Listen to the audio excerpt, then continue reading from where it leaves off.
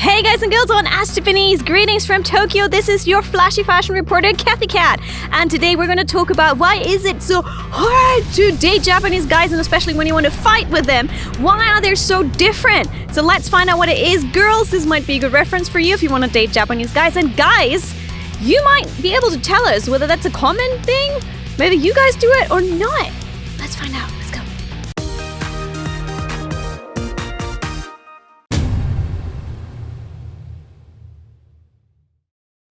So, what if there is trouble in paradise? What if things are not going as smoothly? What if there is a reason to discuss? Now, girls will usually come and say, why did you say this? Well, I thought this. And they try and solve it by talking. But in Japan, there's one thing that Japanese boys do, apparently, is that when there's trouble, and especially when the girl raises them, they go completely silent. So why do Japanese boys go so quiet? Now imagine the situation. They're like in a bamboo forest, as if they're meditating. They're completely silent, but their partner keeps talking and talking at them. She's talking and she's getting angrier and angrier. And the most common phrase that a lot of Japanese girls apparently say to their partners is, why are you so quiet? Why are you not saying anything? So why are they not saying anything? Now, apparently it's not because they don't want to speak, but it's because they can't speak yet. Some internet pages for girls have mentioned this issue and tried to help girls through this situation of their partners not talking back to them, and tried to explain it to the girls why Japanese boys keep so quiet in these situations. It's like the samurai earlier. The samurai will first listen to the situation and then decide on what approach to do. So it's not a one-track mind in that kind of meaning, but more of a one situation at a time. So they collect the information. So for example, they realize, oh, my girlfriend was angry at me. Why was she angry at me? And then she keeps talking and he's like, okay, that's why she was angry at me. How do I react next? And that leads to the certain type of silence, because they're first like just taking all the facts in and then have to think of what move to do. Do they draw their sword? Do they fight back? Do they have to apologize? And that's apparently one of the reasons why Japanese boys get so quiet in that moment.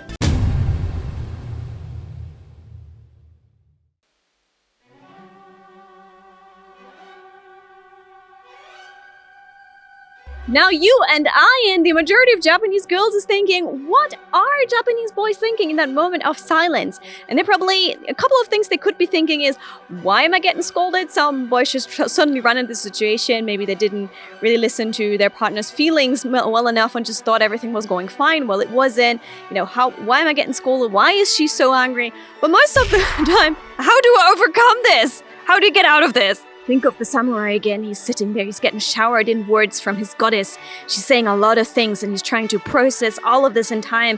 Doo-doo-doo-doo. We have some kind of Japanese flute in the background. He's like, okay, what action to take? There seems to be two very different types of how girls and boys in Japan approach fights. Girls are usually the ones who first talk with their friends about it to figure out what they would think about it, and then they speak out to their partner, while Japanese boys are more on the side of they first listen to it, keep quiet, think about it, and try to solve it themselves instead of speaking out. So how do we overcome this situation now? She's very angry, she's talking at him, and he's not talking back, he's being very, very quiet. How do we overcome this? And again, in his head, he's like, I must overcome the situation, I must overcome it by myself somehow without asking for help. I have to be a strong man by myself, do the samurai things. You know, maybe it's my fault, maybe I should, you know, take all the blame on myself. And a lot of things are going through their head, so they're still trying to think about it while the girl is saying a lot of things. But how to overcome this? Remember when we were talking about business negotiations on this channel, when I told you about business negotiations, that sometimes you should just not aggressively push your point, give the other person some time to think about it. And this applies here just as well. If the situation is super heated up, it's like boiling water, right? So the best thing you can do at this situation after you raised your problem is to let it cool down.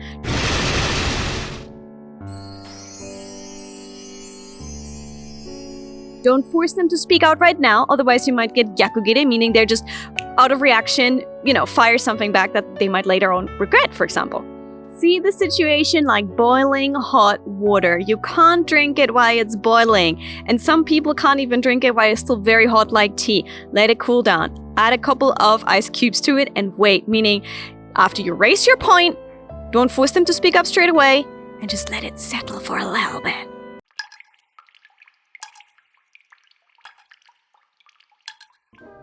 So give each other some space and some time to deal with the situation.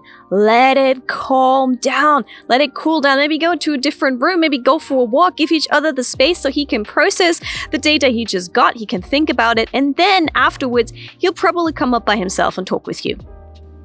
And here, the girls' online magazines give some extra special advice, well, little tips for that situation. So if you guys are taking a quick break, you're going for a walk or stuff, apparently a good hint for you girls is to put some sweets or snacks on the table. So even though you're not facing each other and you're not facing off, because that's like a battleground again, just put some sweets or snacks on the table to just show that you still care. You still care about him. You don't hate him. But you're waiting for his response, so he'll know. He'll get the sweets and go, oh my gosh, she was so angry at me and she still gave me sweets. Oh, and that might make it maybe a little bit easier because you're kind of doing a step forward as a sign of peace as well. So once he finally comes up to you and starts talking about his opinion or his thoughts on the situation, finally, he is talking. Oh, this is the situation you wanted to have, right? But in that situation, don't overwhelm him with W words, meaning why, how, when, where. All of that could, be again too aggressive again. And they're like, again, trying to grab their sword and go like, how do you respond to that? I'm just telling my emotions. Listen to what they want to say. Give them the chance to voice themselves and then voice your opinions as well. But don't turn his speaking out into another fight situation. You want to make sure, yep, drawing the sword again. You want to make sure that this is a peace negotiation and not another fight. In that situation, the best thing you guys can aim for is a compromise, a healthy, good compromise, meaning both parties understand what the other one wants and try to work at themselves. Mentioning that in the Japanese street interviews we have done, the majority of fights between Japanese boys and girls are, what do you guys think?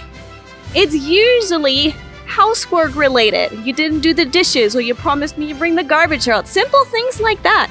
And those are definitely areas where compromise is definitely necessary.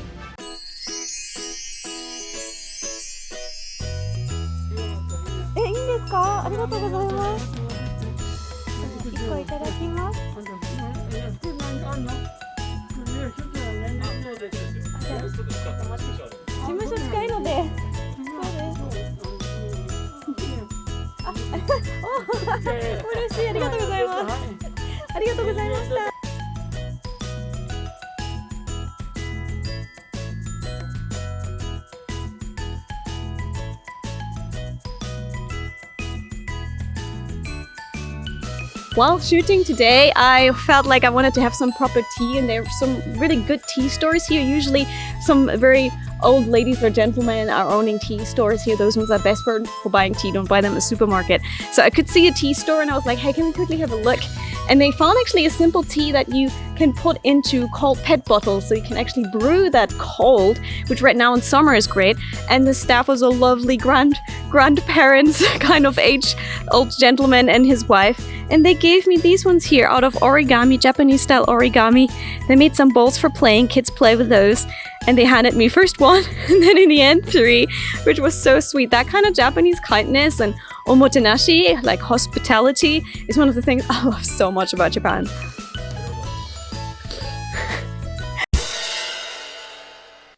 So guys, compromise is the way forward. In Japan, there's also a word called gaman, which is sometimes to hold in your emotions. You don't need to throw everything at your partner, especially the things that later on you might regret.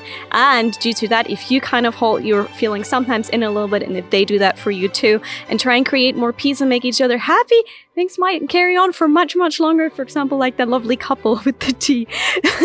We're still together after many, many, many years. So good luck for your future relationships. I hope this helped you. And if you want to know more about life in Japan and such, don't forget to hit that subscribe button to check out the other videos we've done. Thank you for your comments and your likes. Maybe something you were surprised about in this video, let us know. And I'll catch you soon with another video here from Tokyo. Don't forget, check out our socials. We do other fun stuff. And I'll catch you soon here on Ash Japanese. Bye!